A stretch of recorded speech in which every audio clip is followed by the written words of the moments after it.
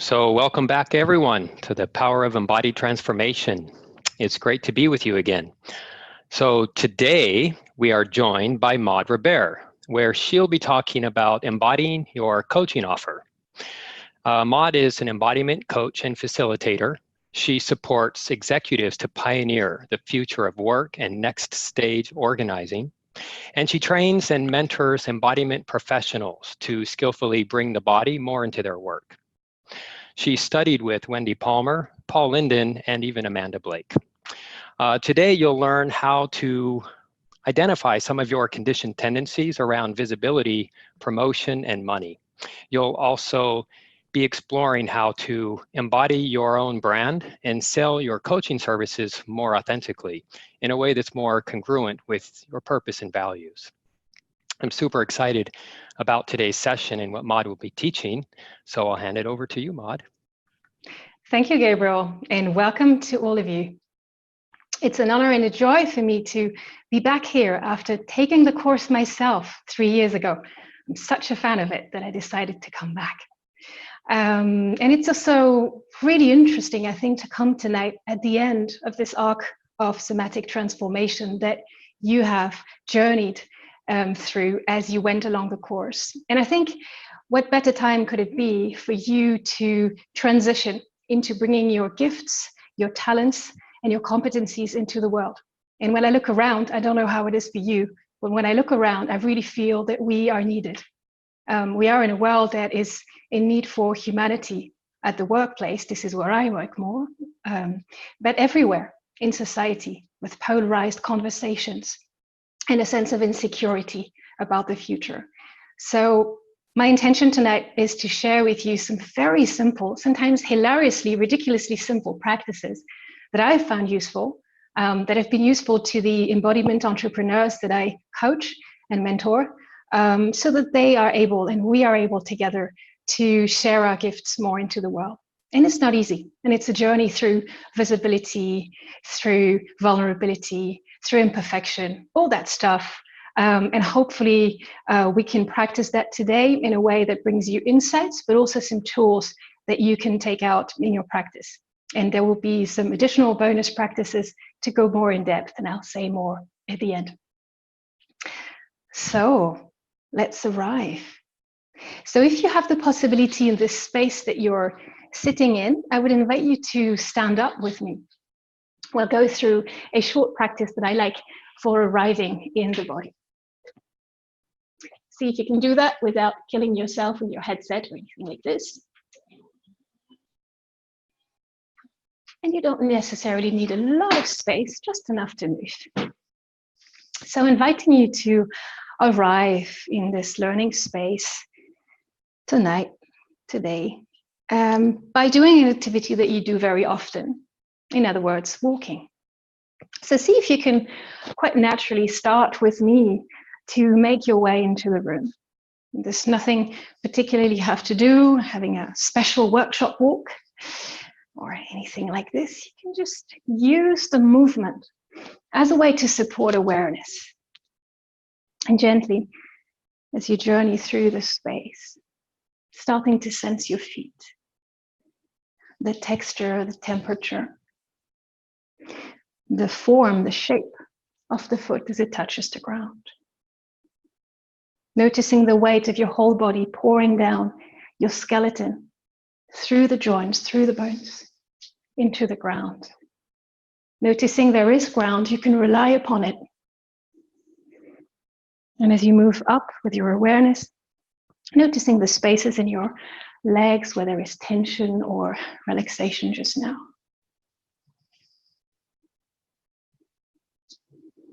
Notice if anything changed in the pacing or the direction of your walk since you started noticing your feet.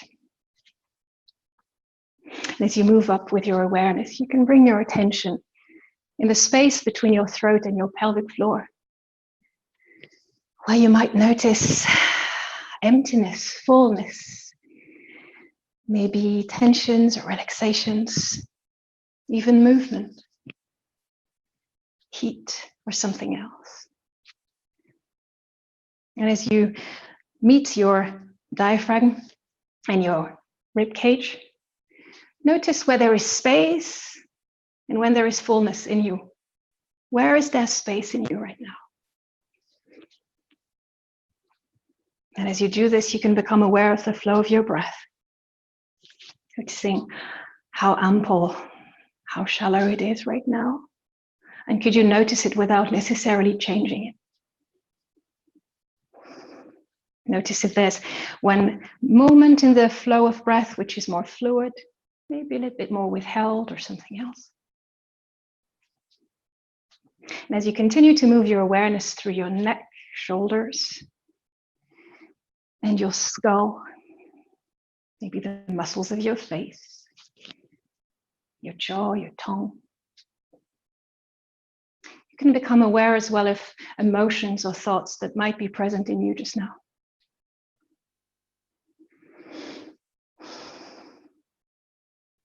And just ask yourself, how am I arriving tonight? How am I? First step of embodiment, awareness. How am I? Maybe you can notice some of the things that you like, you don't like. Maybe you're a bit surprised. Just make a note of it. And now see if you can give a little shake, a little shaker. That's a state shifter you can use with your clients easily.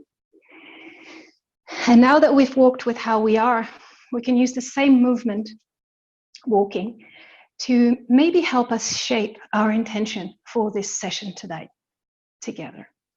So as you resume walking into the room, you may notice that your mind may be wanting to give an answer to that question. How do I want to be?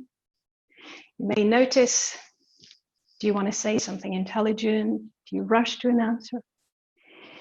What would it be like if you could ask the question to your body and find through the movement your answer? Notice in your body what you're yearning for. Is it a bit more focus? Is it self-care? Is it clarity? Is it fun? How do you want to be? And see if you can shape that in the movement of your walk, in the posture that you hold. How could you create this in your body now? Make it 50% stronger now.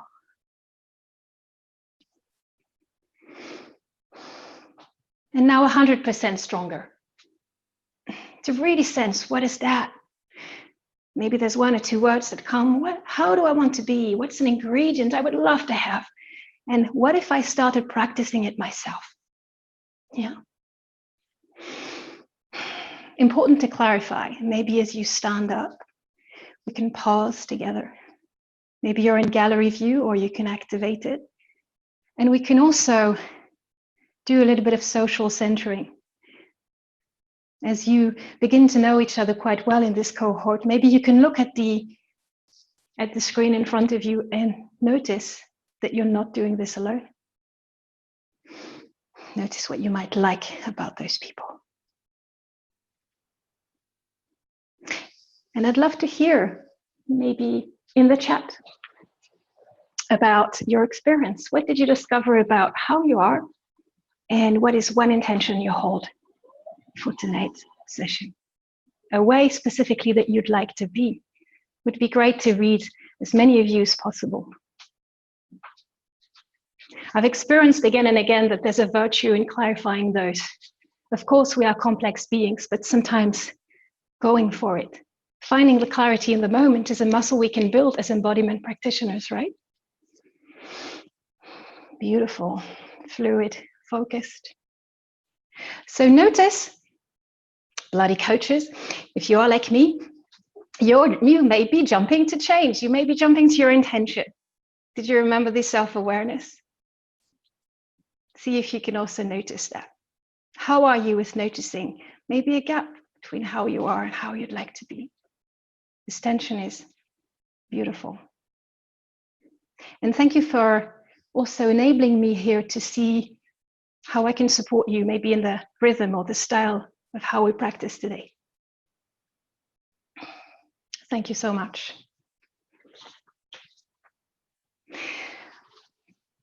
So in this workshop today, I'd like to introduce a number of gradual steps for working with some of these awareness, self-regulation, and somatic shaping practices that you've learned throughout the arc of learning.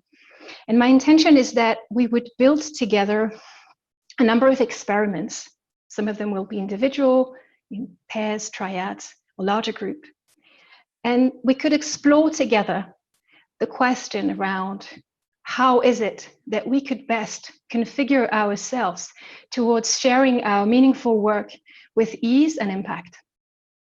And what I love is, this is really the way of teaching that my great teacher, Paul Linden, has transmitted to me. It's this idea of, I don't know, let's try something. Yeah. So first of all, I'd love to go into self-awareness.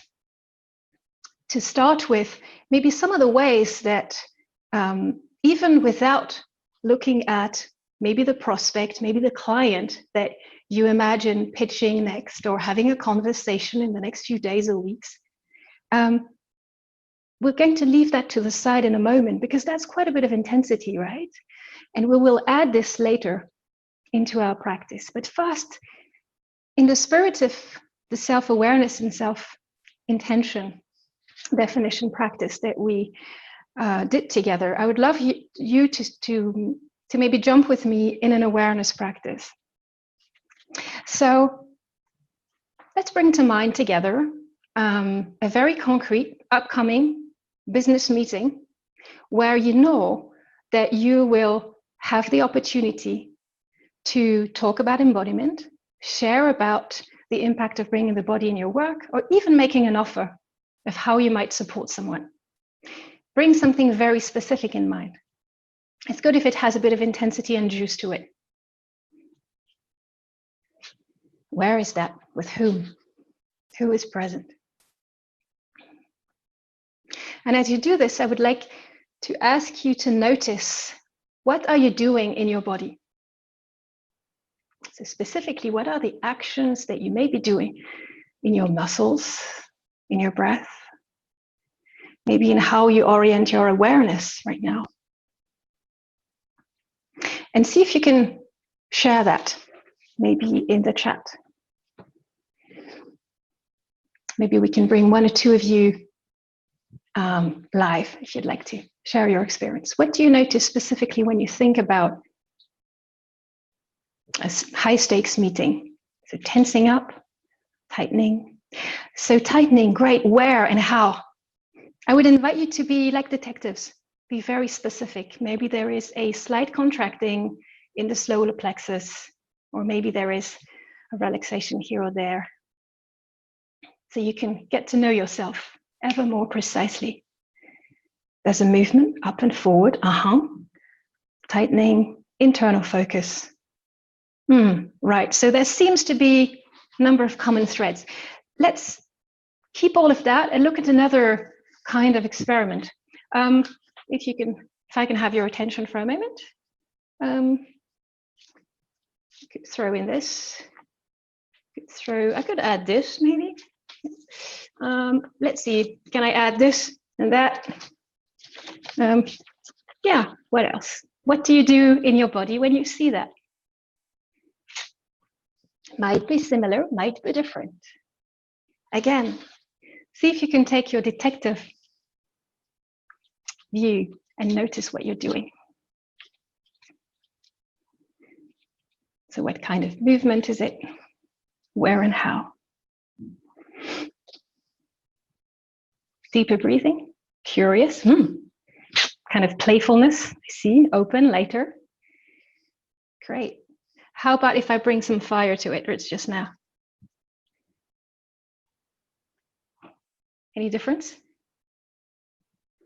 Maybe you're shocked, retract. Judgment, Where in your body is the judgment, Dory? And how do you do the judgment in your body? Don't burn them. Yes, no, I won't. Yeah, let me give you another situation, and let's see what common threads or differences we identified. I will ask you right now So remember, you're muted, but I will ask you to get a bit closer to the camera if that's fine for you. Maybe you can put yourself in gallery view. So notice we have currently 142 people who might be listening or watching you. And I would like you to, if you can, voice out loud your hourly rate, your daily rate, or how much it costs to work with you. Go for it. My hourly rate is, one coaching session is going to,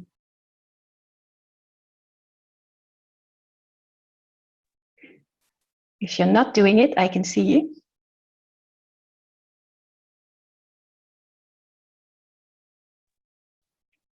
Okay, now how much is left in your bank account? Go.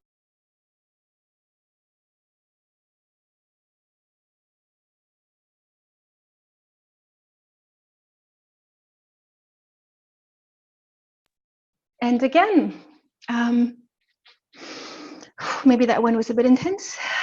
Maybe another one was more intense for you. Notice which one might have brought a bit more density in the experience. What did you just do now in your body? See if you can get ever more granular in your observations. Where did it start? Was the beginning of the movement.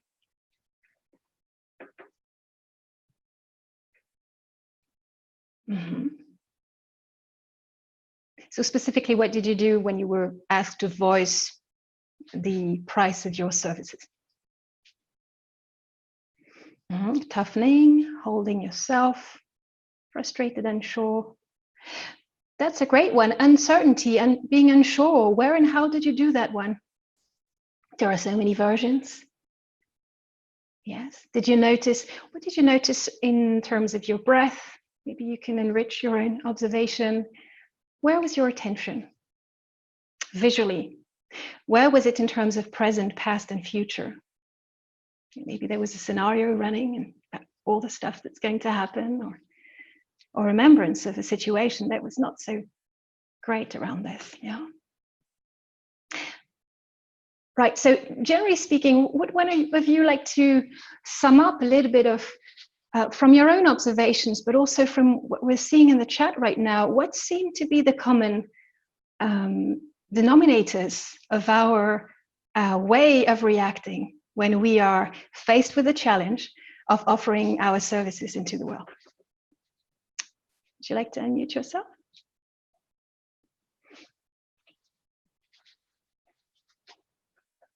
You can take this as a simulator as well. Just sharing that now. Yeah, the question is, what are the common threads here that we are seeing? What are the things we're doing in our body mind when we are challenged with sharing our work and the corresponding price, maybe?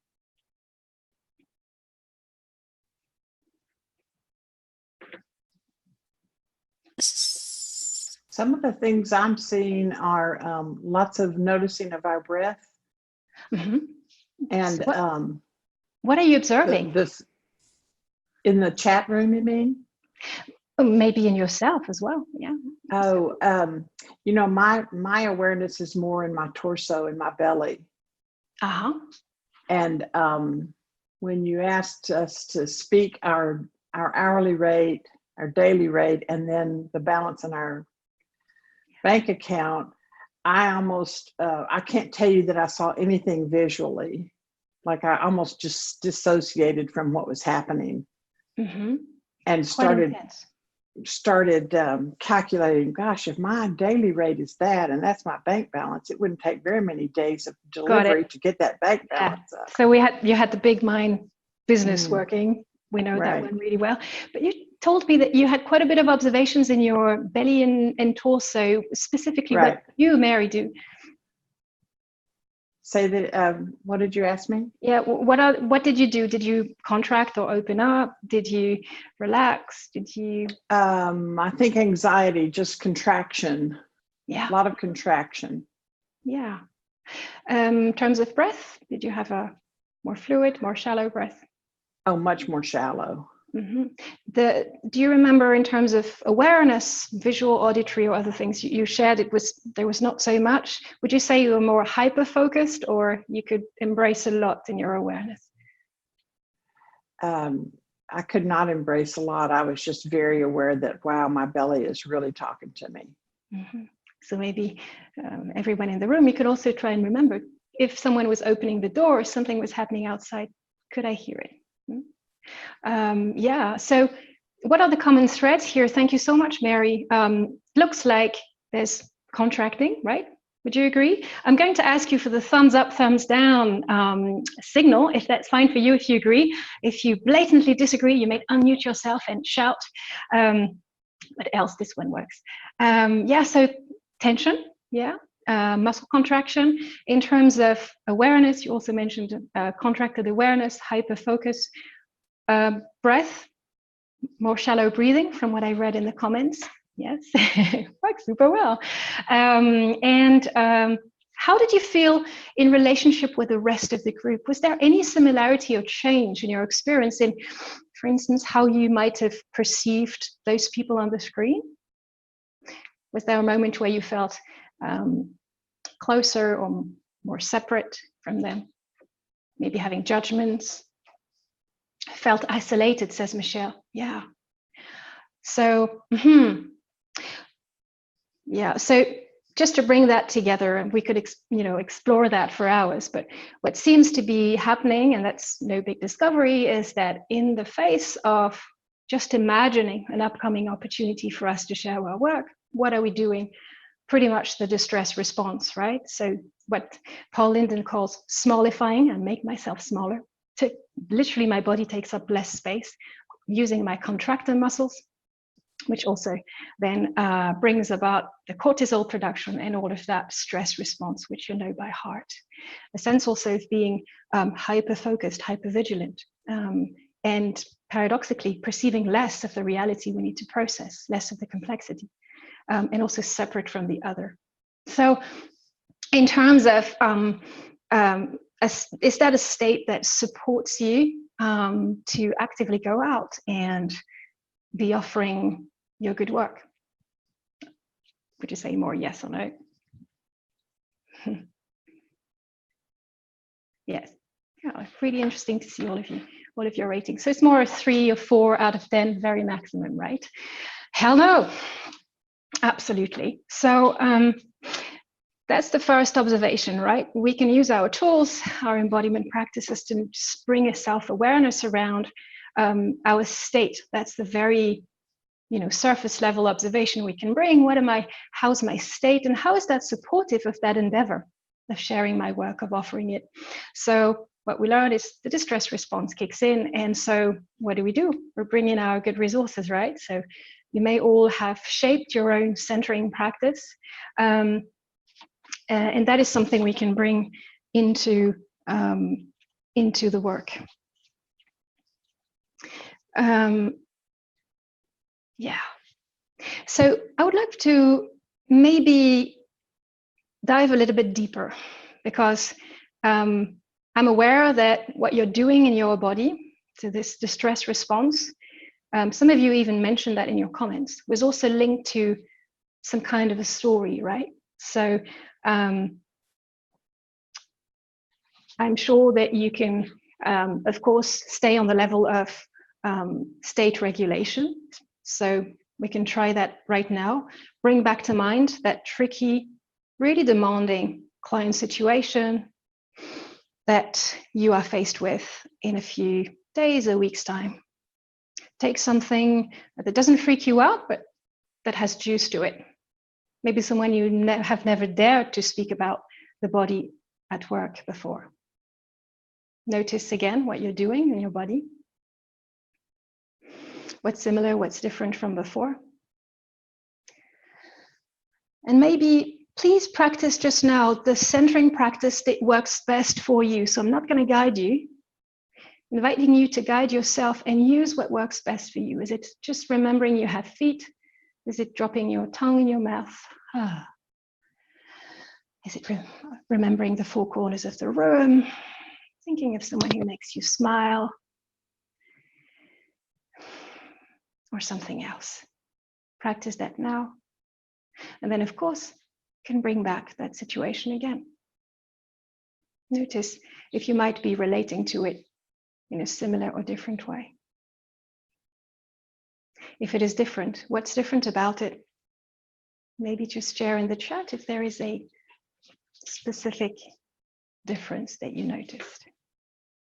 And maybe also, what was the part of your centering practice that you felt made the most difference? Yeah. Again, in intensity, you will not necessarily have the time to do your 30-second, super beautiful Wendy Palmer, Richard Strozzi practice with all the blows and whistles, right? But what can you do? Hopeful, more open, melting, more possibility.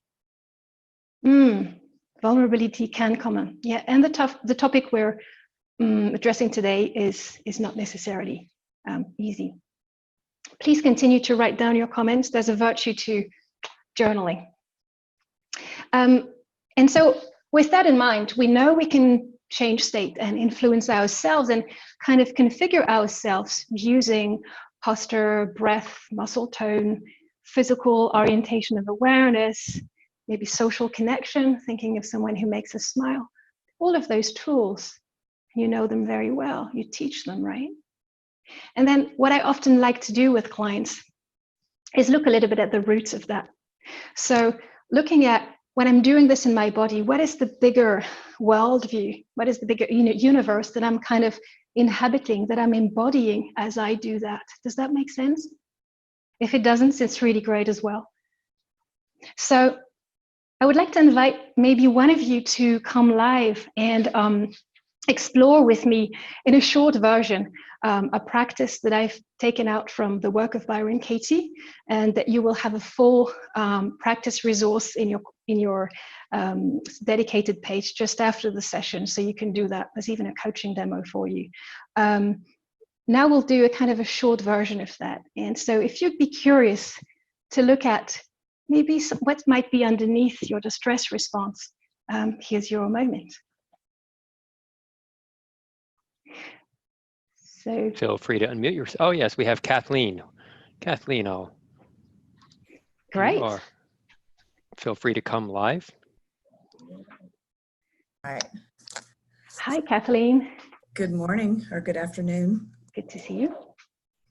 So, yeah, so an exploration maybe in movement, if you'd be open to that, to look a little bit into that response that you discovered in you just a moment ago, right? Is there something you'd like to share about the situation, or just the category? Is it a business meeting you're working with, or? Yeah, it's a business meeting with an established client, a new contact at this client, so I haven't worked with this person. And we're bringing in some of the mind-body connection work, which is very countercultural for this particular client.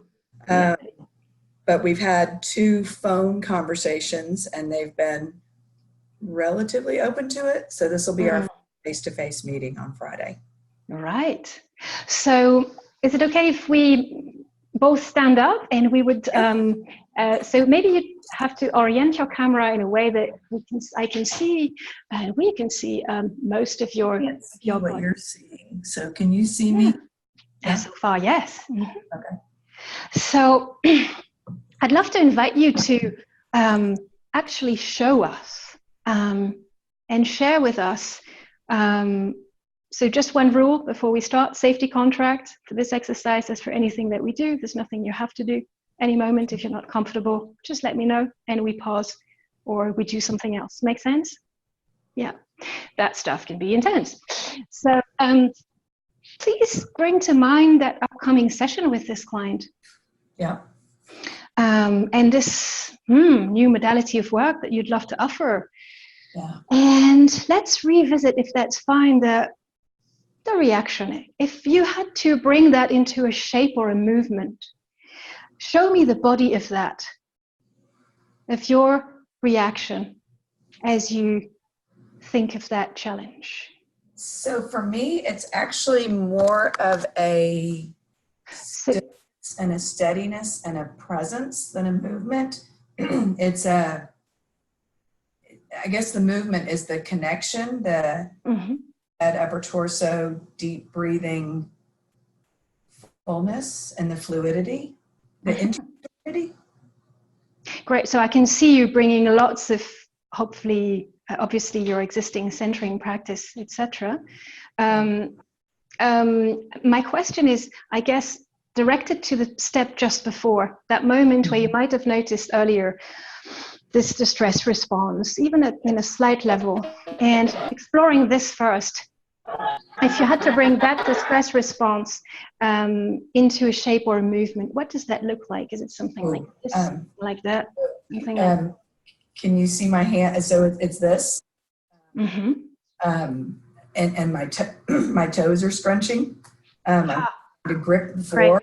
Great. And then just a lot of, feels like nervous energy in my hands. Mm-hmm. And my breath is right here. More in the throat. Mm-hmm. Very high. Definitely in the throat. Right. So if that's fine for you, I'd invite you to stay in that shape, not too long, but just enough that you might kind of taste it, kind of get the felt sense of it in all your senses, all your 5 senses. And almost going a little bit stronger in it. So see if you can make that shape 50% stronger or more clear. What would you increase? Make the anxiety shape more clear? Yes, still this one. Yeah. Yeah. Yeah. Uh-huh. Unfortunately, very easy to do. Familiar field. So yeah, what is, when you're in that shape, could you describe to me maybe key sensations, emotions? Lots of movement, lots of quick, rapid, so judgmental, I'm saying ineffectual movement, because it feels like I'm moving purposelessly. So really judgmental comes in. Mm-hmm. What's the judgment about? Is there a voice that speaks there?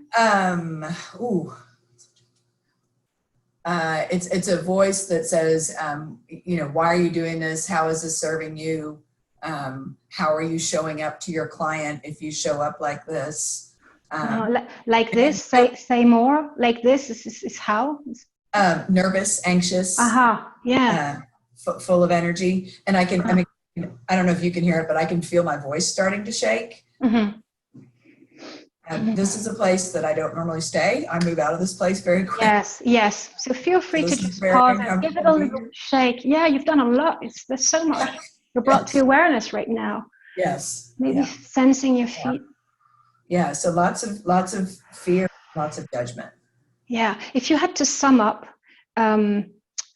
what your experience of the world is from that shape, what do you see? How do you look at yourself? How do you look at your client? It feels combative, not ownership-y. It feels defensive on my part.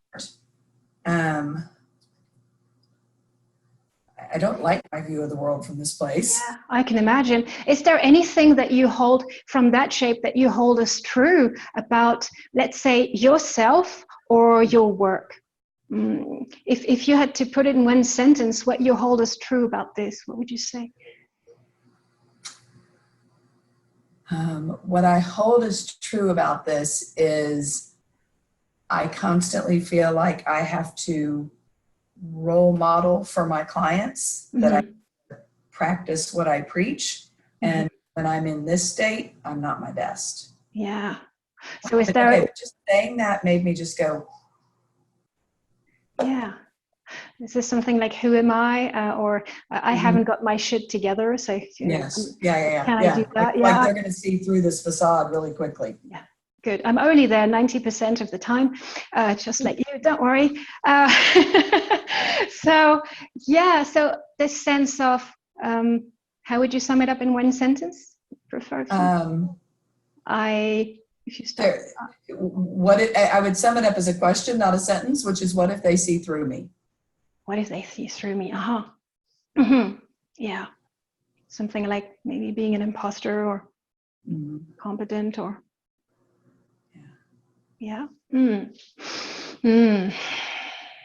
One of my teachers helped me in a session like that to go to the imposter and look at the deep care that was behind. Maybe you can get a sense of that. That's my emergency reminder, you know? So see if you could notice again that I'm with you in this, or practicing that, noticing your feet on the ground, noticing the breath that continues whether you do it or not. The four corners of the room. Is there something else that comes up? Well, as we're talking through this, the movement is slowing and stopping. It's now isolated to my left knee. It's the only place that's shaky right now. And it's the sense of what I experience a lot, which is when I force myself to stay in it and experience it, it's not so bad. The anxiety is worse than the actual it, whatever it is. When you stay in that state of anxiety, it's not that bad. It's not as scary to be in it as it is to think about being in it. And I tend to think things. Would you be happy to go one more step with me in that practice, and maybe find interesting self-regulation tools that might come in handy? So the idea is now we're going to use the 3 dimensions of length, width, and depth, and go back, if that's fine for you, into the first shape, the one that you embodied just now, the stress response. See if you can make it again, just for a few seconds. The idea is to sense it, and really, as you do it, notice, what are you doing on that axis? What are you doing here? How broad or narrow are you? And what might be micro movements, maybe tilting forwards or backwards or something else that you're noticing? So I feel myself collapsing on myself. I mean, just like I'm just folding inward. So if I stand up taller and So hold it for a second. You're too good. So just notice the part of you that was coaching yourself to get out of it. Just notice it and acknowledge it, and acknowledge what it wants for you. You're doing exactly what you need to be doing, but also notice remember what you said before. Yeah, you said, I can feel it and it's okay. Right? Is it fine? Yeah. Did you remember? I forget all the time. Yeah. So my invitation is, we're going to do something very practical. And I would like you to imagine that I am Toto the robot. I have zero capacity of my own to invent a new process, but I can follow your instructions very clearly. Right? So I would invite you to go into the first shape and do it really strongly. And then, exactly as you were starting, to guide the robot into doing the exact opposite of that. So what's the opposite body of that? So imagine that I'm the robot, I'm mirroring you, and you give me operational instructions into what to do instead. Okay. So are you going to start in a collapsed, shrunken state? Yep. With the shoulders. Yep. Shoulders hunched, just protective. Yeah. Okay. So step 1, take a deep breath and just lift your shoulders up and back. Okay. Step 2, just stop. Feel that. Take another deep breath. Step 3, really tilt your pelvis slightly forward and hug your stomach in so you create some core strength and some stability. Like this, Kathleen? Checking. Yeah, hold it steady once you get it. Okay. Good. All right, and then relax your knees so your knees aren't locked. Yeah. Okay, and then come back, make sure your shoulders are still strong. Your open across. What strong? What does that mean?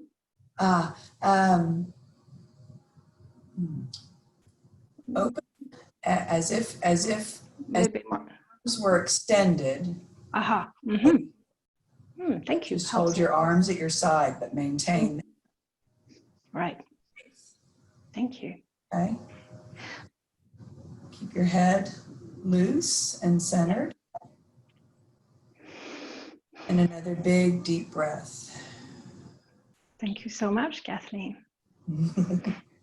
So sensing into that other shape that you created. See and maybe ask yourself, is there anything else that your body wants to do right now to contrast with the first shape? And if that case, do it now.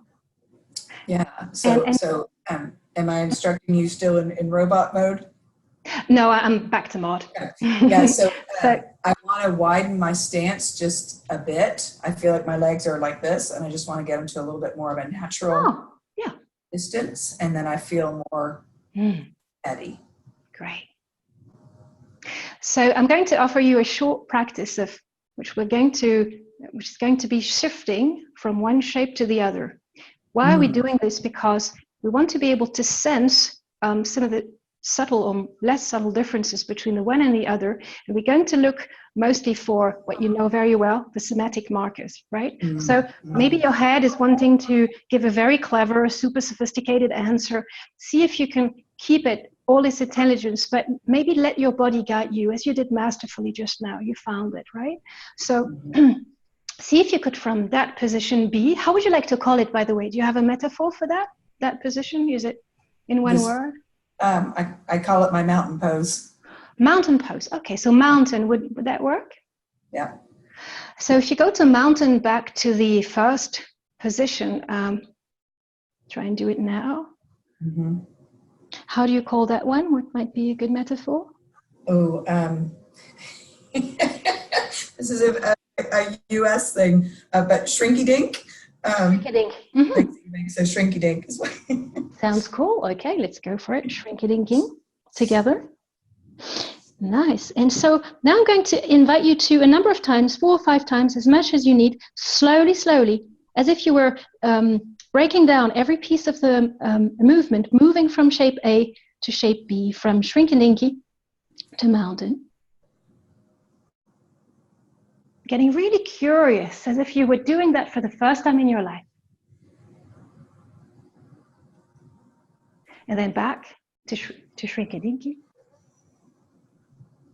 I'm starting to like this one, actually. Okay. And then as you continue oscillating from one to the other, and make sure you still contrast them well enough to really sense it, notice, where does the movement initiate? Where in the body is the slightest first move that starts the shift, that really starts to make a difference? Where and how? So from one way.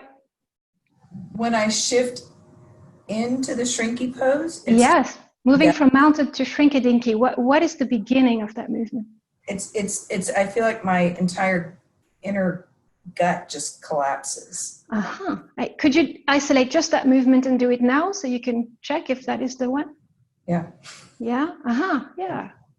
Great. So then going down into shrinky dinky. And now doing the opposite trajectory, slowly. Where does the movement start? Where is the slightest ever shift that makes the difference? So that starts in my shoulders. So it would start, specifically, what are you doing there? Just a slight up and back. That's the first movement. Great. And my stomach's the last. Well, my legs, I guess, but my stomach comes in line much later. So why do you think I asked you about those 2 specific movements? How might that be useful to you? So my guess would be when I start feeling that constriction in my gut and that shrinking, to just also be mindful of the expansion, to try So Yeah. I'm thinking that if I'm with my client and I start feeling that, Yeah. that I can use my shoulders as a trigger to just say, Yeah.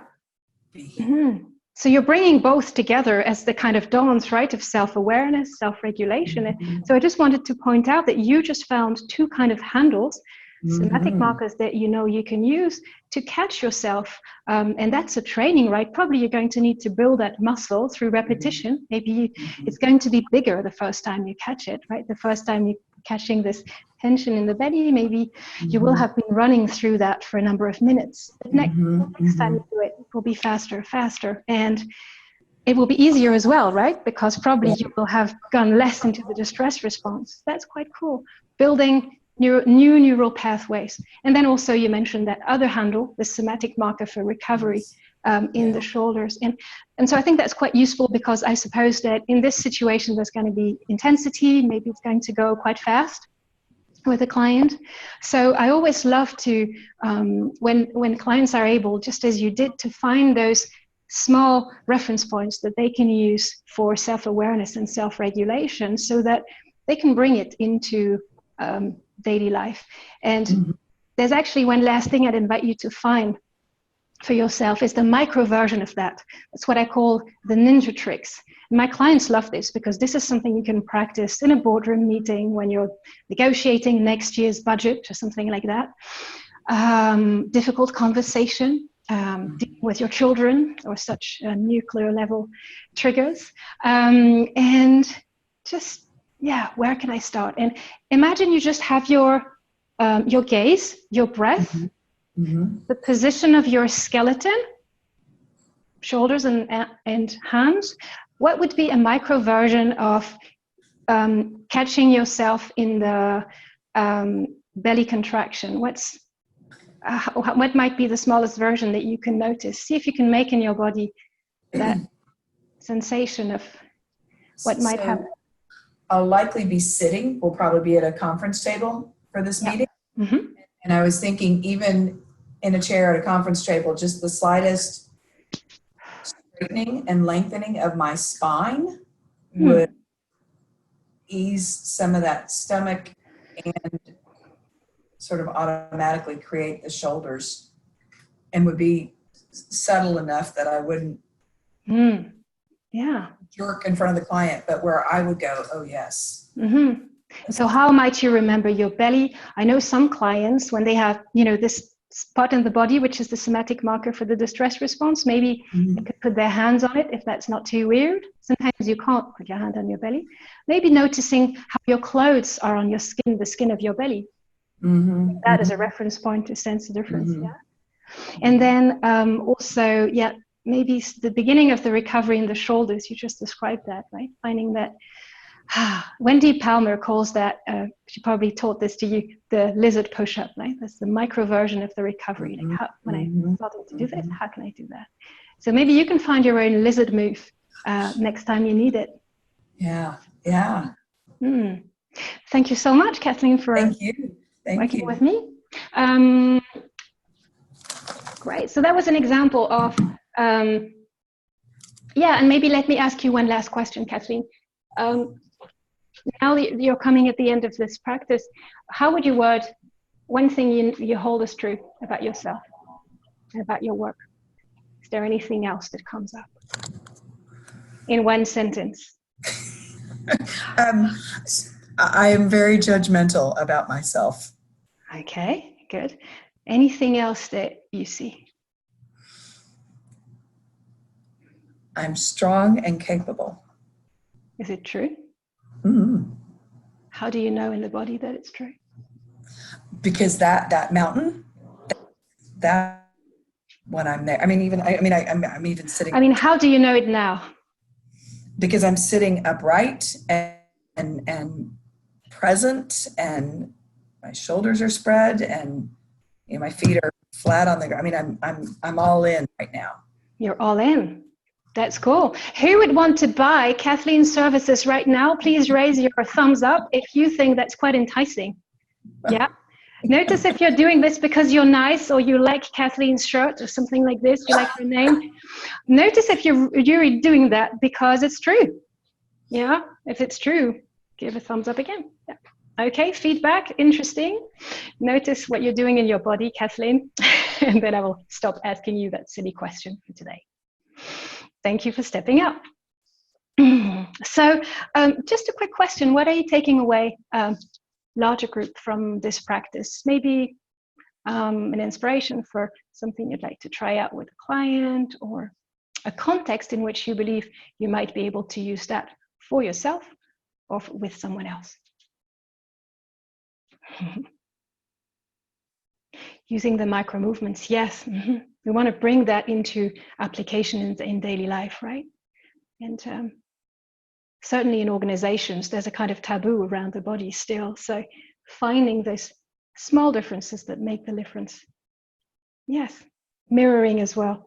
Great. So please continue guiding the robot. Yes, empowerment, client empowerment. That's something I definitely learned from my teacher, Paul Linden, and I invite you to look at his work. It's just amazing how to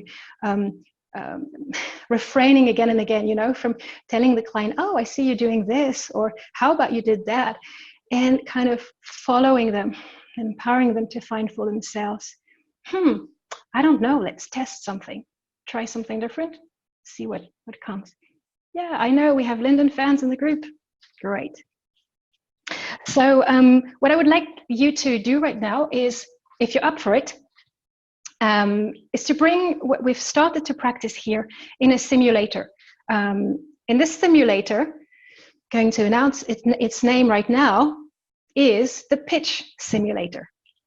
So notice what you might be doing in your body as you hear this word. Is anyone getting excited? Or a little bit like, oh, hell no, something else?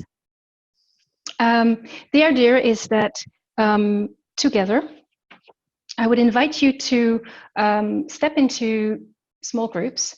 And the idea is practicing, offering who you are, saying just a few words, some of those casual things you might say when you meet a colleague or a prospect in the street, in the corridors of an organization you're working in. And so now that we've looked at how we impact ourselves on the level of the state, and how we impact ourselves through our beliefs and our worldviews that are actually embodied in our flesh, let's look at how we could bring this awareness and these regulation practices in a practice of actually doing it, going for it.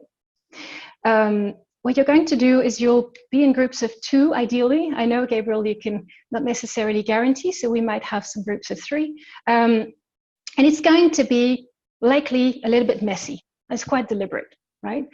We want to have a felt sense of how that is as we practice it, so that we can do it here in a safe simulator, and hopefully we build some skill so that we go out later next week into real life. We have a bit of muscle and a bit of trust. And so, because it's important, please don't take yourself too seriously. That makes sense.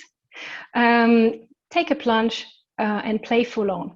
What you will practice is you will have 1 minute each with your partner to first express to the other, who are you? What are you offering? To whom? And how is that distinctive? Who are you? What are you offering? To whom? And how is that distinctive? And you just have a few sentences. It's 1 minute. Please time yourself. There's a power to the form here, really going for it. And you might be interrupted, but it's fine. And then you switch. So we're going to keep the feedback for later. First you go 2 rounds. And then we will share feedback. So the idea would be that the speaker, so if you spoke for yourself first, you will share your self-observation. What I noticed about myself is I did this and it felt like that, right? So really owning your experience and describing it. And then you might ask your observer to also share some observations. I noticed that you did that and the effect it had on me was da-da-da. You're very used to that, I'm sure. So careful about unrequested feedback, maybe check with your partner how that is. And what you might want to add is one thing I loved in what you did, that I would even steal from you, maybe something I'd like to see more of, a quality I'd love to see a little bit more in you. Yeah. So if that makes sense, 1 minute each for pitching, and then 6 minutes for feedback sharing. So 3 minutes each, self-observation and feedback harvest. Please remember that this feedback is developmental. You're serving the other when you're speaking the truth. And there's also an art to say that in a way that can land. I know you're practiced in this. Is this clear? Who are you? What do you offer to whom? And how is that distinctive? Go for it. Excellent. I just posted in the chat box a little snippet, so you might want to copy paste that while I set up the breakout rooms. Thank you very much. Some of you cannot join, and I fully understand. So you will receive an invitation to join. Simply ignore the invitation. Great. So maybe if you have already arrived from the group, or you were staying there and maybe you practice for yourself, feel free to start journaling. That's the practice we'll be doing right now. If you have a pen and paper, even better with your hand than with a notepad.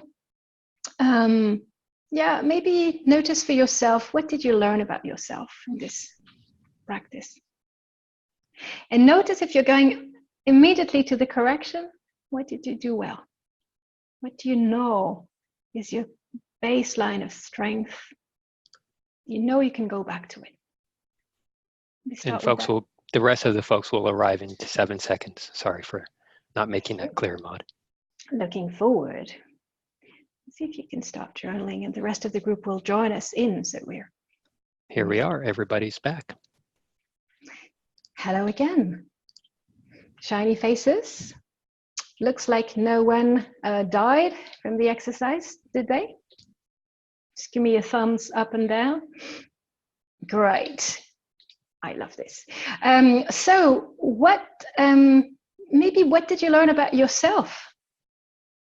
Would you like to share 1 or 2 insights in the chat, in the practice?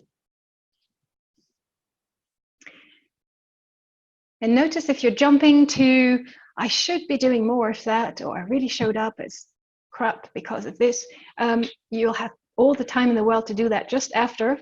Notice what is one thing you did really well. It's your baseline.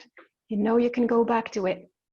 Maybe you know, I will always show up as warm, as dedicated, or what is it?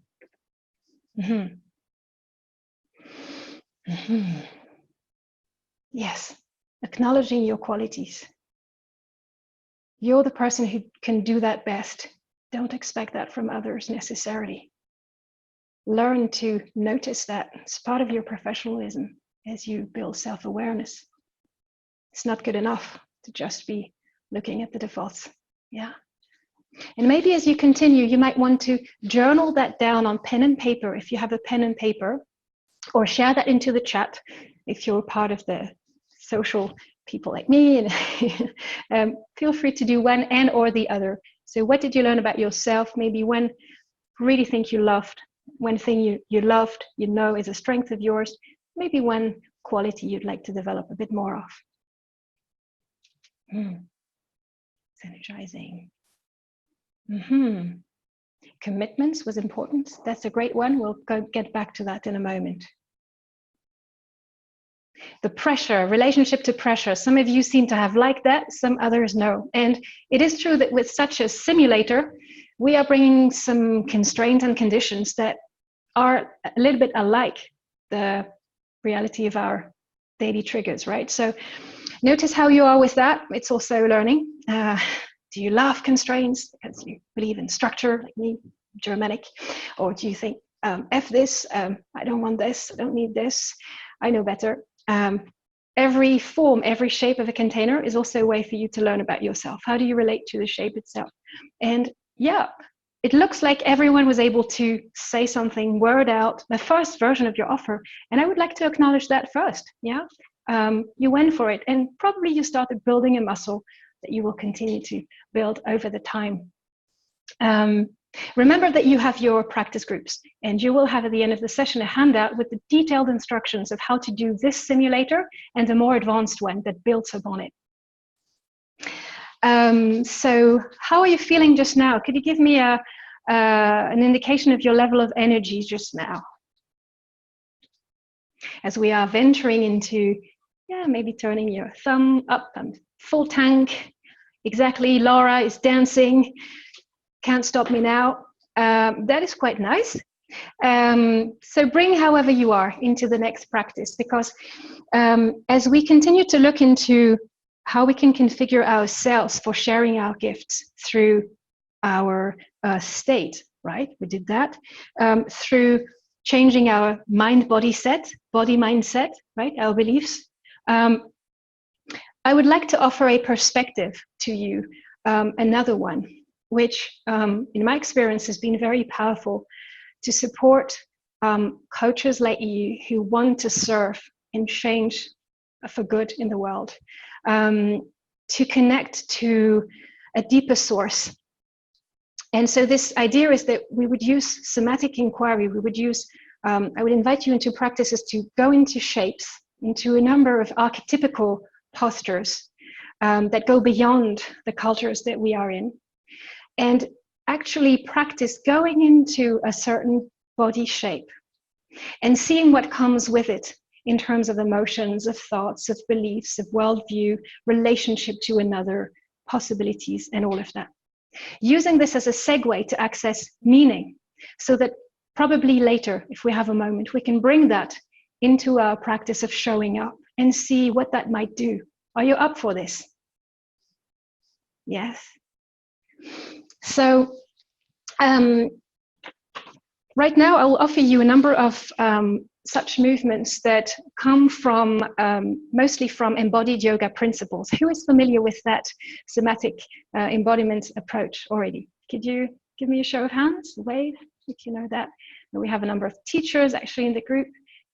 Asya is there, for instance, or you have practiced that with me in other contexts. The idea is you don't have to know anything about that. If you're happy to step up into the space, go with me into movement and be curious. The invitation is, what if there was 2% of new meaning that I could harvest with that? So see if you can find a comfortable space in the room where you can stand up, and we will together go into a flow. So let me know if you can see me well, Gabriel, like this. Cool.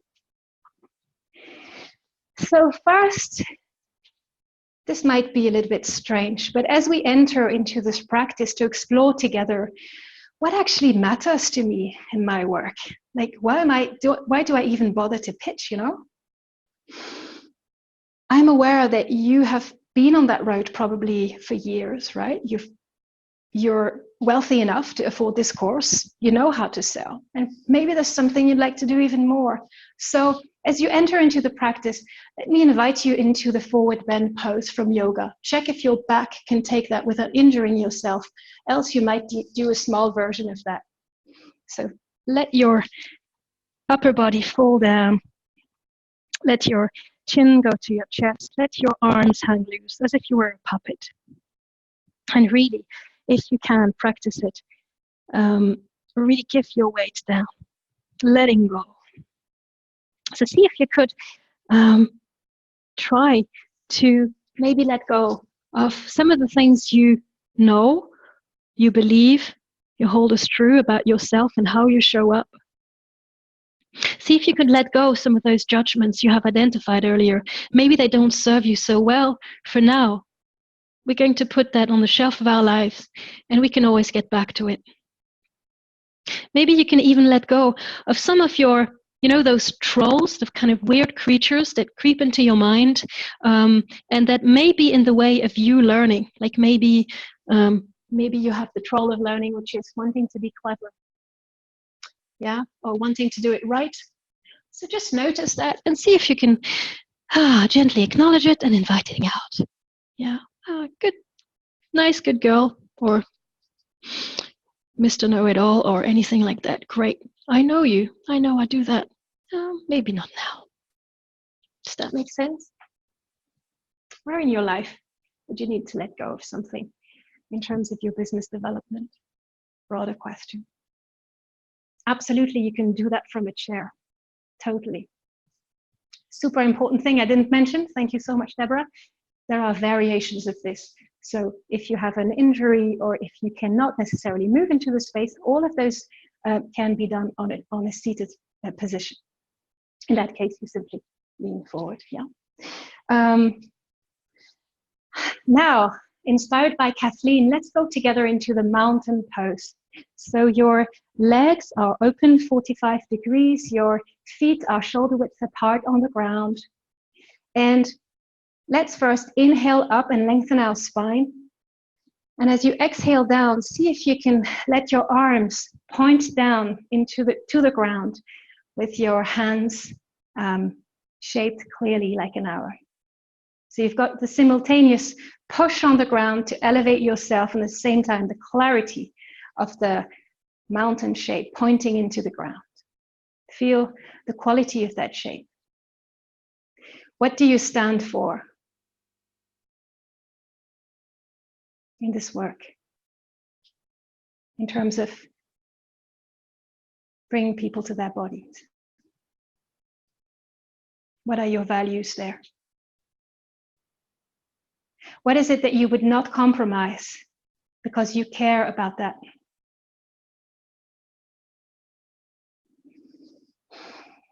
Maybe your commitment, your declaration comes to mind, but you can also bring that more generally. What do you stand for? What might you defend, taking a no for? Where might you draw a boundary? This one is quite fun. We're now going to go back and I'll show you from the side. Doesn't mean you have to turn, but see if you can now put your weight on one leg, for instance, the left one, or the right one, whichever is more comfortable. And your other leg is going to go to the back, supporting you with your toes, but not necessarily holding the weight. And now you're going to arch your chest backwards. So the chest is is looking outside and up, right? Forward and up, 45 degrees. Imagine that your chest is held by a little thread, invisible thread in the air, like this. And maybe throw your elbows and your arms behind you in this position. Imagine there's fire going out of your mouth like a dragon. Maybe you can even roll your head behind, roll your eyes. Notice there could be pleasure in this. And ask yourself, what are you passionate about in your work? What feels really yummy when you're facilitating, when you're coaching with the body? What's the goodness in that? Where is your pleasure? How is it to be in touch with your pleasure in the work? If there was one moment recently where you felt that, what was that about specifically? Notice if you have resistance with this shape, everything is information. Or is this familiar? Is this unfamiliar? Would you like a little bit more of that in your life? And where would that be useful? What fires you up? What makes you alive? I'm going to invite you now to go into what we call the authority pose. Specifically, you put one foot forward and one foot back, and your weight is slightly more leaning into the front foot. Can you see me well? Yeah. And so you're going to bring both of your hands onto your belly, connecting to the Hara center, to the center of your decisiveness, taking action, taking a stance. And if you remember what you care about, if you remember what fires you up, see if you can extend your arms to the front. And your arms are in a V shape like this. This can be triggering. Don't have to do it if it's a little bit too much. What are you competent in? In which way are you already ready to serve, to practice embodiment, to bring this a little bit more in your workshops, in your sessions? Which area of embodiment do you feel solid in? And maybe say to yourself, I know about this. Is that a lot? Is that intense? See if you can stay into the shape and kind of marinate in it. What is one area that you feel confident? You can start there. Yes, I know about this. Imagine you're a kind king or kind queen taking care of people, and you bring that kind power into your service. What would you start with?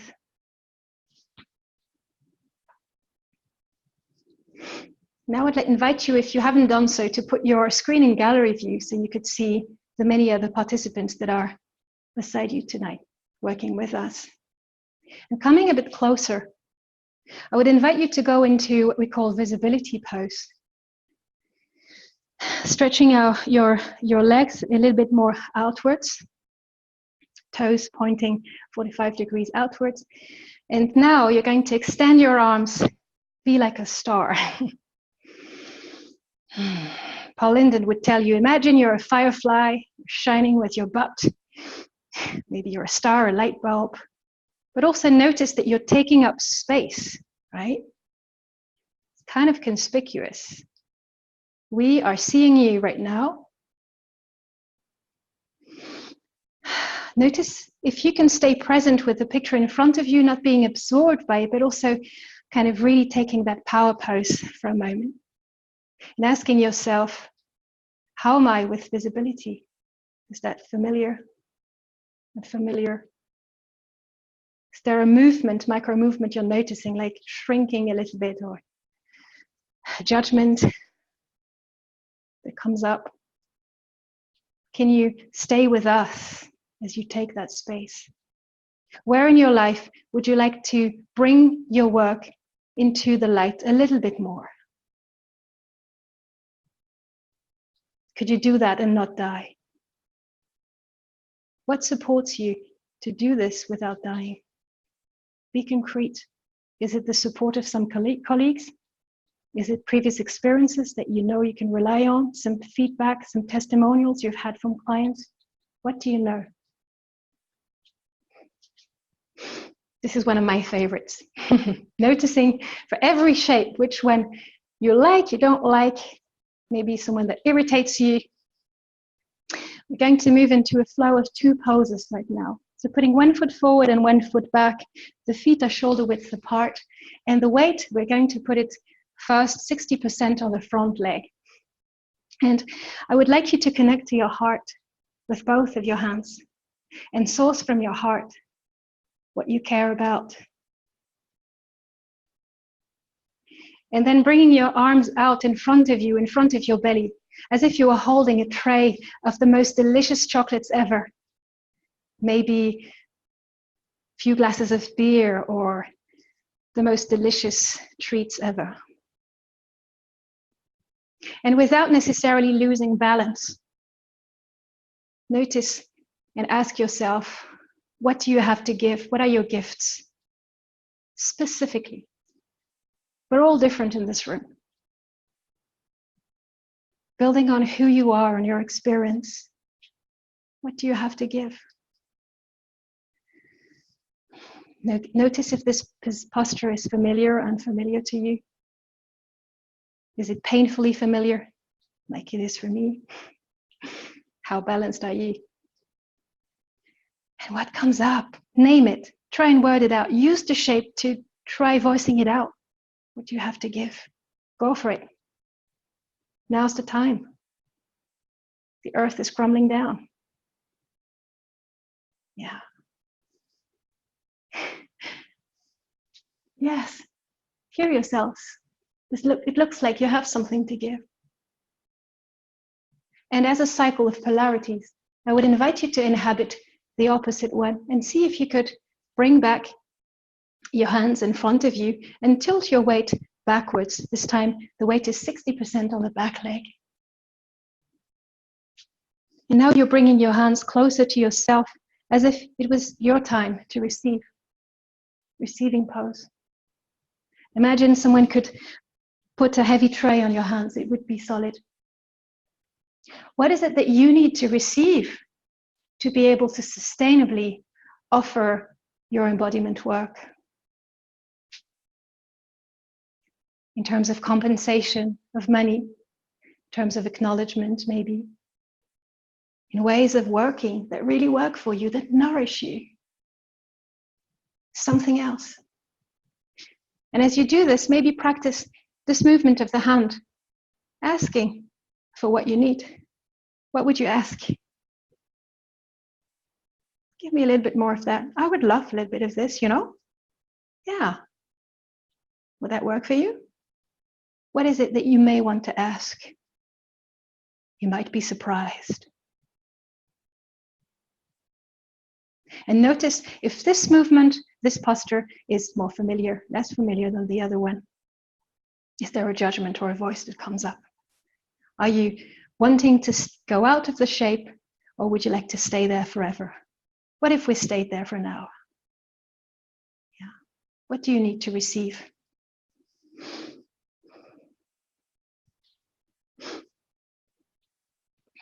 In that spirit, I would like you to maybe invite you to take this self-care pose.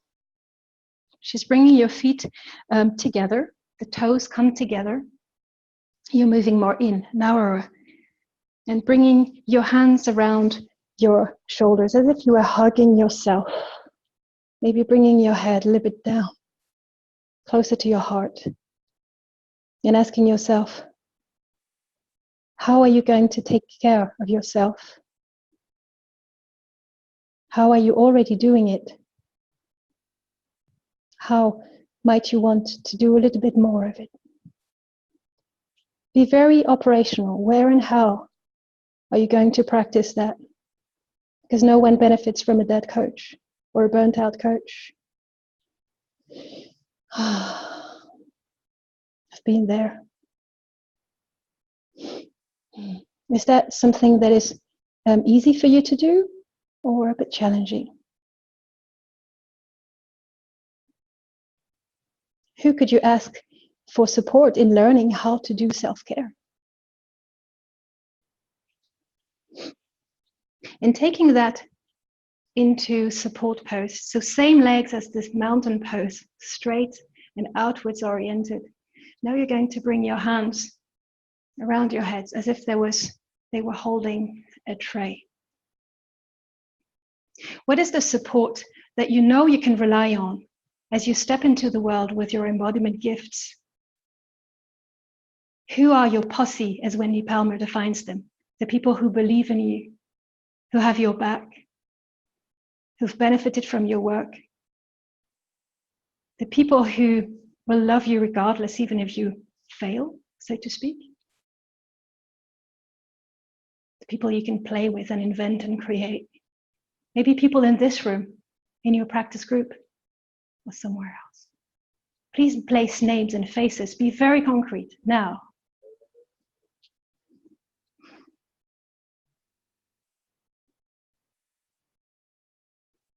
Notice how you are as we are about to get out of that shape. Are you impatient? Or would you like a little bit more of that in your life? And if so, where? Support. And the last move. We are about to leave this course. There will be one more session tomorrow, and then it will be over. Notice how you are with the beginning of endings. But we are not there yet. We're still inside poet. See if you can put one foot forward and one foot back. And imagine that you are an embodiment samurai. You have your sword in front of you. Using your hands, you can lift the hand of the front foot, put it in front of your belly as if it was a sword, practicing that gesture of cutting. And then bringing your other hand a little bit below, as if it was holding your bokken, your sword. Maybe you can practice moving your forehead a little bit forward and then entering into the space with that movement. Maybe even using the out breath to cut. And staying there, you can ask yourself, what am I entering into in my professional practice? Maybe this marks the beginning of a new chapter. What is that about? Maybe it's a different way for you to relate to yourself, to your competency. Maybe it's a different shape of your offering. Another way of even selling your work. What are you entering into?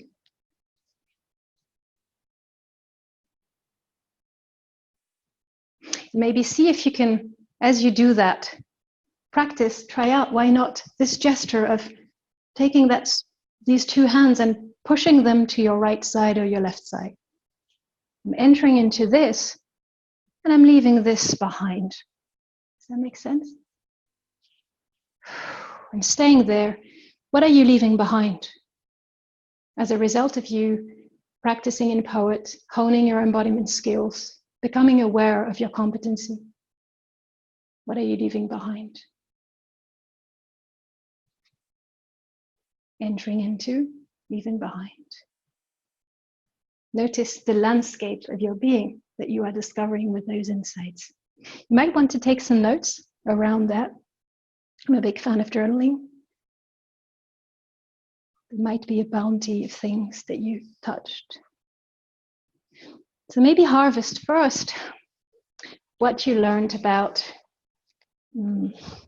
how you are as a practitioner currently as you exit the course.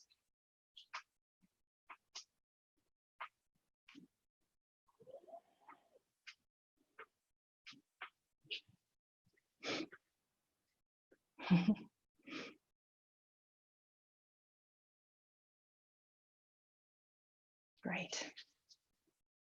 I am enough already. Beautiful. Leaving my smallness behind. Beautiful. So please make a note for yourself of maybe some of the key insights about areas that you really know are maybe newly discovered resources that you have inside or outside of your cells. Wendy Palmer must have taught you that paradigm of leading from outside of ourselves, right? It's about ourselves, but it's also bigger than that, right? So, and if you were connected to something bigger than you that wants to happen through you, through your actions, your offerings, what is that? What do you care about? What is it that wants to happen through you?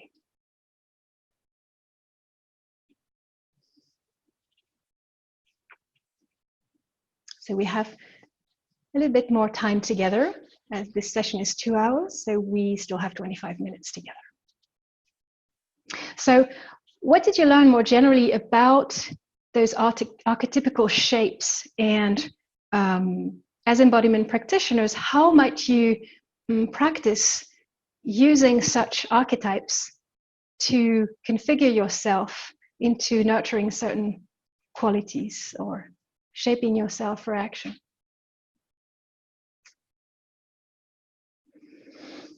Kirsty says, as soon as I'm in movement, my self-doubt becomes irrelevant. Bringing courage into the world, says Eliane. Preparing and focusing. Yeah, absolutely. Finding some of these shapes. You might have noticed some of the shapes that are here that you might have hated. It's like, why are we doing this? I'm losing my time. It's ridiculous. There might be a nugget there. Maybe you want to have a look. Okay, there's something that triggers me there. Maybe there's a treasure there for me. Maybe there was something that felt painfully familiar, like, oh my God, I'm doing that too much. Been there, enough. Yeah. So notice what were the antidotes, what were the poses that served you more, and what might you want to practice, for instance, in the morning, as Miriam was mentioning in the chat, to configure yourself for what you need. Embodied Yoga Principles has lots of resources on the internet. Feel free to Google that. Yes. So we looked today, you might have noticed already that we've used postures and shapes for 2 different applications, right? One was using them as a way to inquire into how we are and how we embody beliefs and worldviews. So really a diagnosis version of things, if you want. And then a second use, which we're stepping into now, is really using those shapes to, at the same time as we inquire, also cultivate something in ourselves. And reading your comments, I'm very inspired. Yes, some of you have chosen the warrior pose, for instance, receiving self-care. Notice what speaks to you and why. This is very relevant to how you are in this journey. Embodied yoga principles. Maybe Gabriel can write that for you. So notice if you did journaling, or if you skipped that part, maybe you want to try that out in the coziness of your home a little bit after the call. Don't forget this. There are treasures you've touched. And let's try something actually as we step out. I'm kind of a big fan of witnessing. So taking what you have practiced now in this embodied flow, I would invite you, in the spirit of the commitments that you have been working on throughout the arc of somatic transformation, just as a way to check and actualize, actually. See if you could find a shape that represents what you are a commitment to in the world. What are you a commitment to in the world? And if you're happy to be witnessed by your colleagues, I would invite you to keep your camera on, and literally together, each of us, as if we were in a circle, each of us is invited to take a shape and a movement that represents to you your commitment. What are you a commitment to in the world?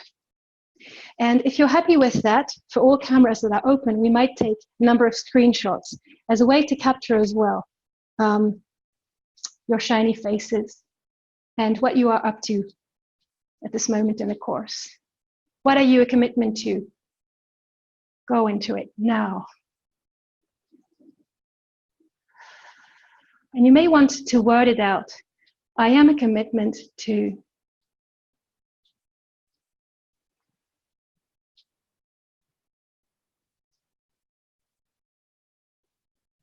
For instance, I am a commitment to healthy work relationships.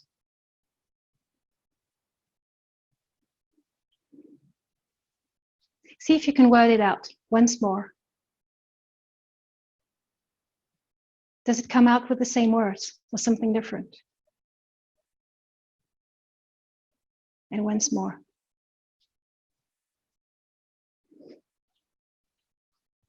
So Gabriel, if you're happy to take a few screenshots. Noticing that you are part of a group of committed coaches who are serious about this work. It's not just a salon, we're talking about it. Literally, you're bringing that already in the world, and you will do more of that, right? Be prepared.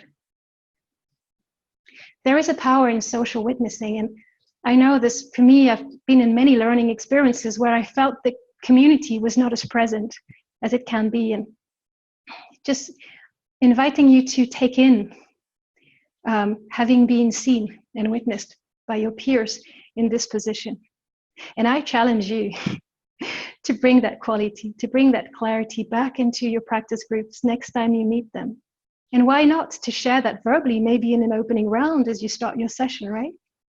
And seeing what it does to you to be heard.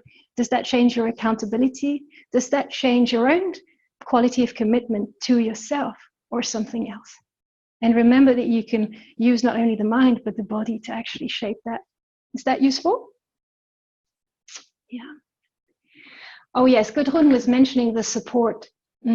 Literally, there are some practices for that to remind ourselves when we forget, right? If you attended Wendy Palmer's session, she might have talked about the posse, those support people that literally have our back. There are ways that before a meeting, you can remind yourself of that. I know I like to sense my chair, or maybe I would put my hand on my back like this.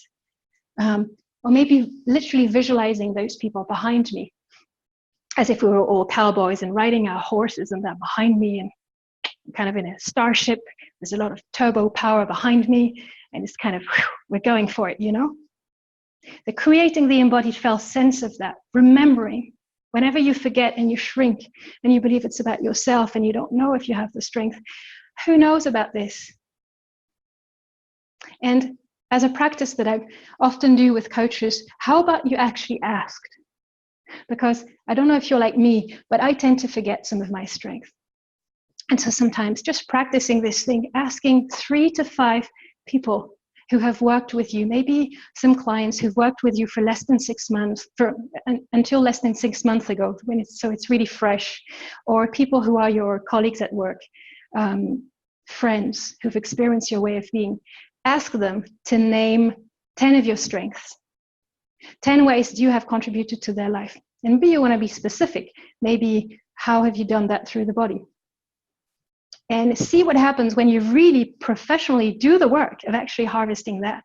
I think this is really key, and that's what we do with embodied branding or integral branding work, as Gabriel also practices. It's about really harvesting what is known in the field and that is bigger than us. So as we have now gone into a flow of bringing together some meaning, connecting to meaning, I just wanted to offer this perspective that there's a way that you can, whenever you forget, use not only your centering practices to self-regulate and change your state, but remember that larger perspective of commitment and contribution. What are you in service of? And maybe you'd like to share what might it have changed for you to connect to those dimensions through the body right now? Maybe you'd like to unmute yourself, 1 or 2 people, like crisp sharing.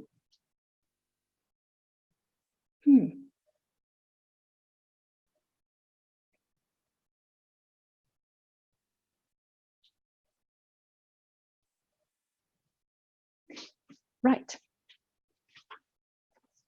So in the spirit of applying what we learned and what came up, and as these insights from the somatic inquiring flow are still fresh for you, I would like to invite you, not necessarily to go back into a simulator because that would bring us over time.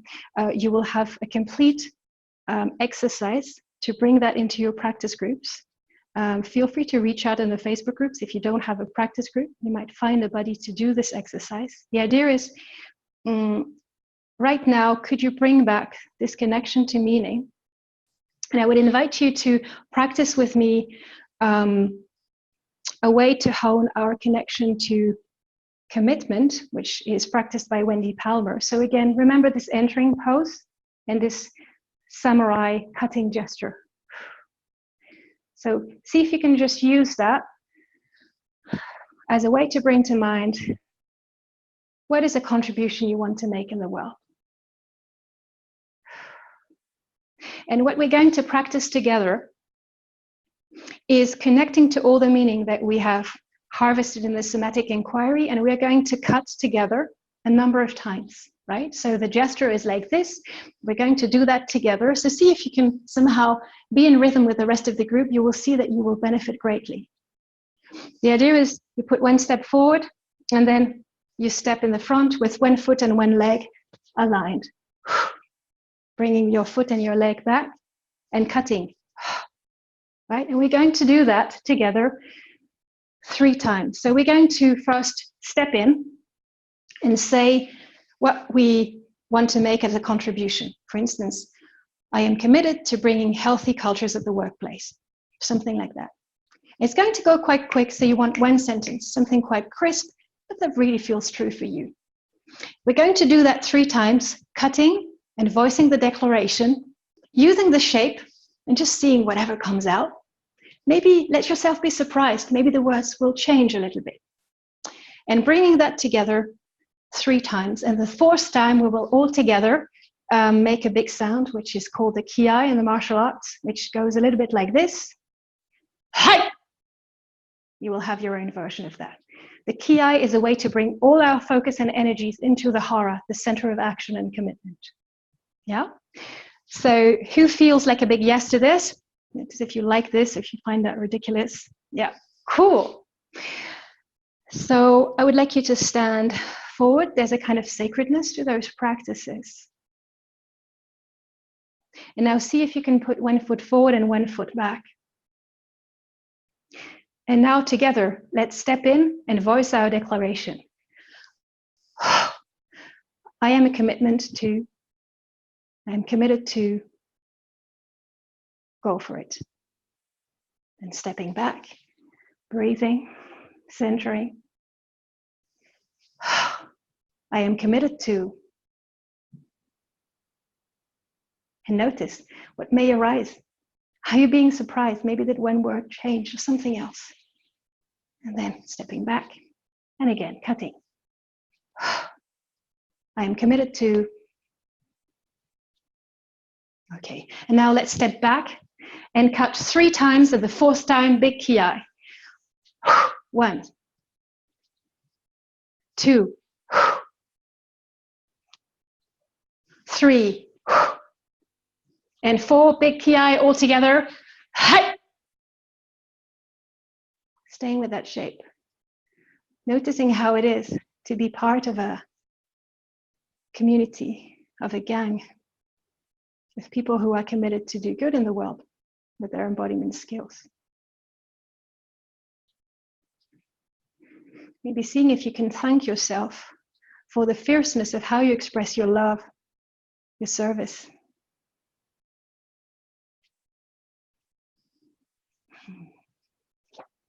And maybe we can together share a little bit about what we discovered in this last practice. And I'll be open to also sharing a few more questions and guiding you on how you can further explore this fascinating field of bringing the business to the body and body to business.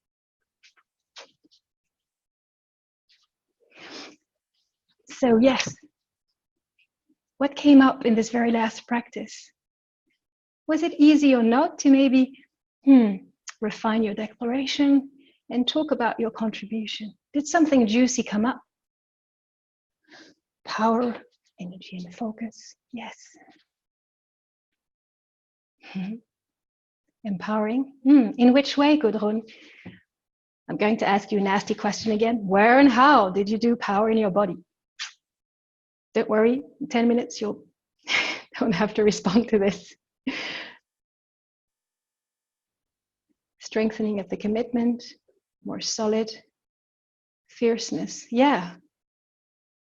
Because I would like to ask you this question: who benefits, seriously, from you keeping your gifts in the closet?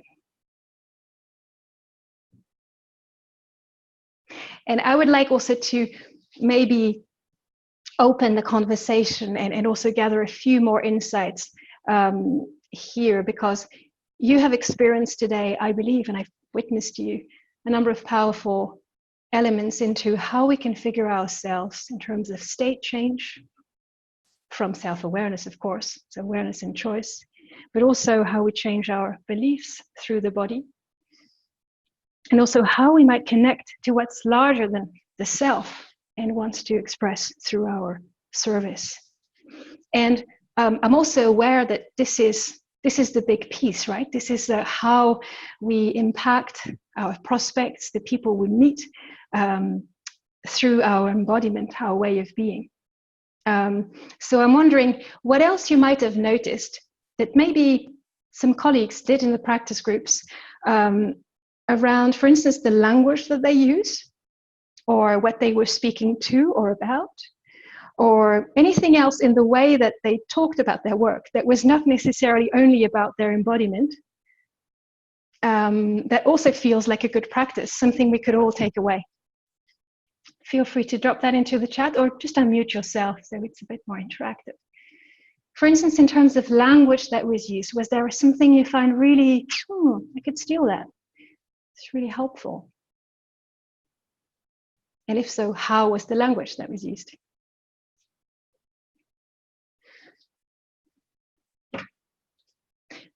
If you're hiding, I can see you. Yes. Susanna, did you raise your hand?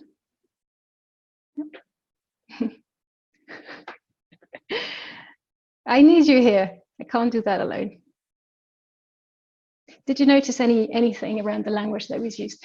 Maybe think about the robot, giving you a clue here, around some of the things that might have impacted you in the language used.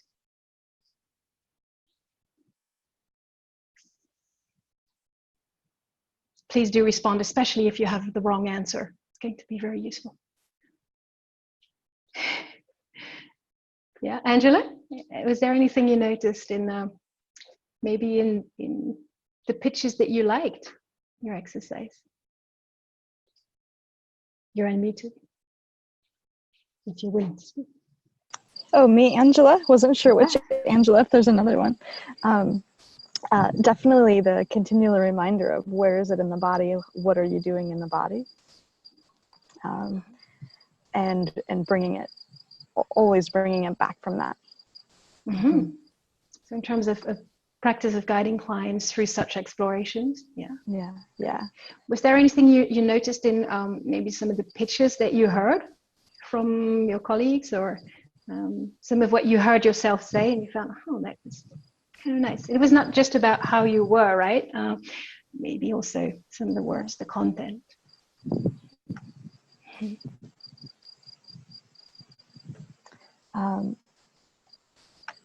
Genuine, picking up on genuine interest and genuine care. Mm-hmm. How did you notice that? How did you know? So definitely I noticed a heart opening and an attraction, like a leaned in attraction from the heart, from the chest going forward. So from the dimension of depth, noticing the moving forward into that. So using your response as a hint. The moving forward, shifting the weight. Right. It's one of the things you might observe in literally also talking to,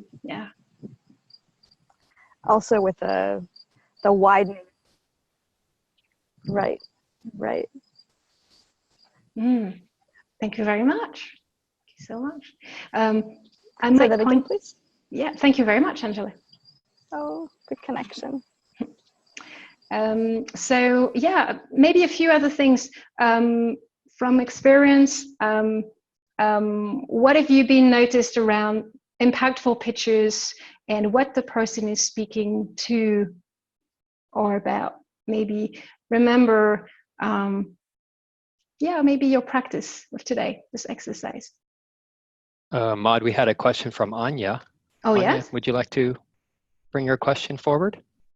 Hi, Maud. Hi, Anya. So we had quite interesting pitches, I think, with Cindy, and a question which we both had the same question, because both of us felt quite comfortable. And what I observed in Cindy, she was very comfortable. I really loved her pitch. I was smiling at the end. She really took me with her pitch. Mm-hmm. And the interesting part was that when we were, so from myself, for example, I was very comfortable starting my pitch, and I was sitting. I just knew I'm relaxed, but I could not tell you what was happening beside that in my body. And that was the same for Cindy. For me, for example, at the very end, I was like, oh, I think I need to wrap up. So what should I say to wrap it up? Yeah. So I started feeling that there was a temperature going on in my body. That was the only feeling I had. But for Cindy, she was very straight. And we are both yoga practitioners. I'm a yoga teacher. I practice quite a lot also mindfulness. And, so I don't know. There was not so much of a body sensing. Beside that, at the beginning, I knew I'm relaxed. Like I feel comfortable here.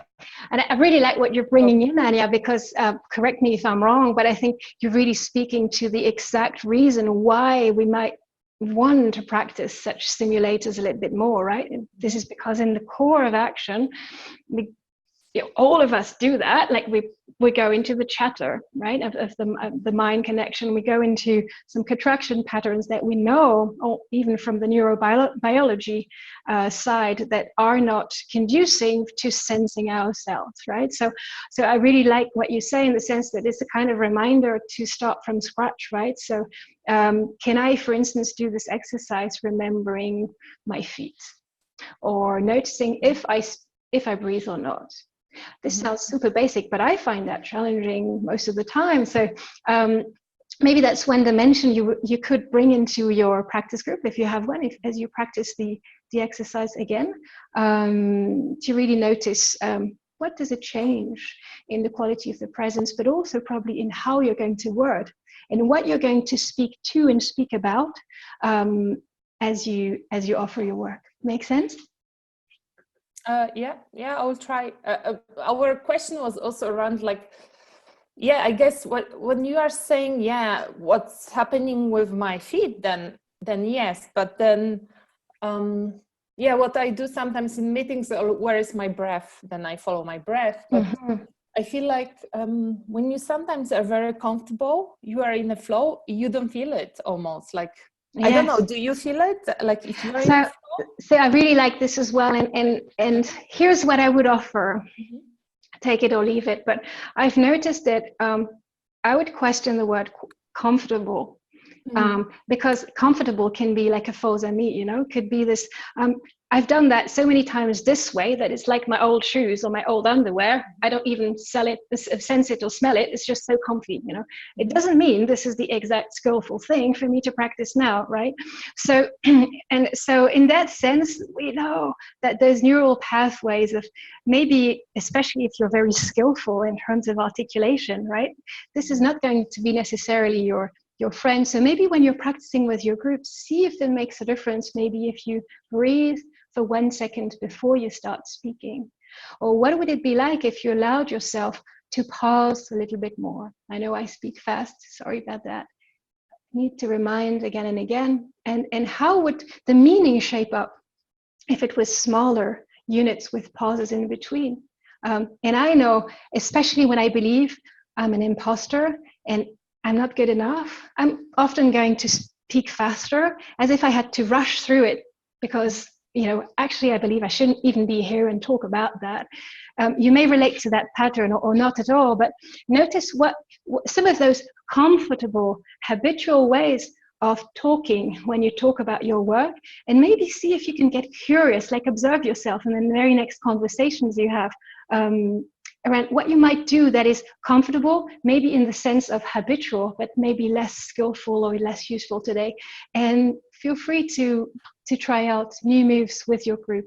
I know they are here for this. Thank you, Anya. Speaking of groups, Maud, you have some homework for them. Oh, yes. So different resources that I would offer you to build upon this session. First of all, there's a lot that you practiced. And one first action is, how about your journals a little bit about what you harvested today? I know it's kind of easy to go into that mode of, oh, that was a peak experience, or I really like that exercise, but really what's staying from this? Yeah. So first thing. Second, you will have a handout in the course environment, which details a little bit of the processes you might want to explore with your group, including a first version of the pitch, the one that we did together, a little bit of a recap of the somatic flow, and then a second simulator, which is a little bit more complex, where you can bring all of that in. And so this one you can connect to commitment, for instance, before you do that. That's the idea of bringing into the simulator, not just a state regulation, but also the connection to greater meaning. So whichever practice of today served you well, you might want to pick that up with your group and practice it before you go into the second simulator. Another thing, and I think that's kind of cool, I made together for you a video, which is a much deeper and a longer a version of the coaching process on beliefs, limiting beliefs. So if you feel that in the next few days or weeks, you might need to look at one of the worldviews that you are literally embodying and whereby you are in your own way in how you share your work, here is a process which is guided. You can take at your own rhythm and let yourself discover how you shape this in your body mind and what else might be alternative realities, other facets of your diamond. I will guide you through this in the video that you will have a link in. I don't know, Gabriel, if you have yes, the link is on the course environment now to the bonus resources page. And as a bonus, you also have a coaching demo of how you might use that with a concrete client.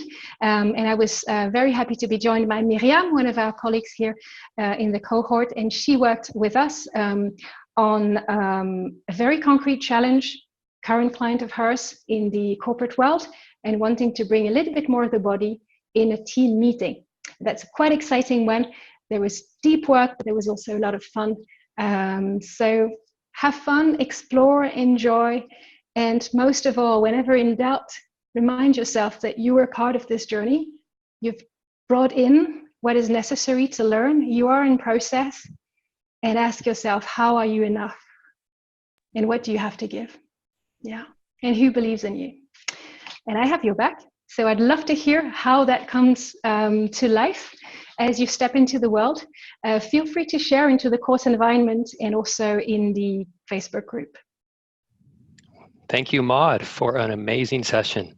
I love how you've been able to bring everything that we've been learning throughout this journey into one cohesive workshop where we're actually practicing and inquiring into our bodies. It's super powerful. Loved it. Thank you all. And thank you, Kathleen, for playing along with the demo. I loved your authentic sharing. It was super helpful. And please join us tomorrow for the final workshop where Chen Liesra will be talking about the 5 elements of somatic intelligence. That's tomorrow, October 2nd at 9 a.m. US Pacific time. And actually, I won't be able to be there to host this, sadly. I have some other commitment. So in fact, Maud will be hosting tomorrow's workshop for you all. So with that said, I'm going to invite you to unmute yourself if you like, and thank Maud in your own way. Merci beaucoup. Thank you, Maud. Nice. Love you all. That's wonderful. Allez, Oust, au revoir. Thank you. All the best. Thank you, Maud. Au revoir, à bientôt. You're welcome. Tomorrow.